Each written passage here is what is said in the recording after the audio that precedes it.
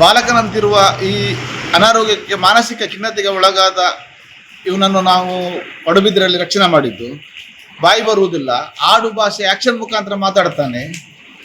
ಇವನ ಅಸಹಾಯಕತೆಯನ್ನು ನೋಡಿ ಪಡುಬಿದ್ರೆಯ ಆಂಬುಲೆನ್ಸ್ನ ದಾವೂದ್ರವರು ಕೂಡಲೇ ಸ್ಪಂದನೆ ನೀಡಿದ್ದಾರೆ.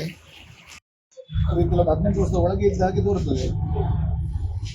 ಯಾರಾದರೂ ಸಂಬಂಧಿಕರಿದ್ದರೆ ಜಿಲ್ಲಾಸ್ಪತ್ರೆಗೆ ಸಂಪರ್ಕ ಮಾಡಿ.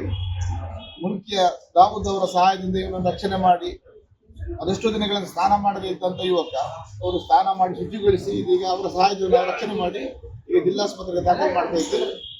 ಸಂಬಂಧಿಕರು ಯಾರಾದರೂ ಇದ್ದಲ್ಲಿ ಉಡುಪಿ ಜಿಲ್ಲಾಸ್ಪತ್ರೆಯನ್ನು ಸಂಪರ್ಕಿಸಬೇಕಂತ ಈ ಮೂಲಕ ವಿನಂತಿ ಮಾಡ್ತಾ ಇದ್ದೇನೆ.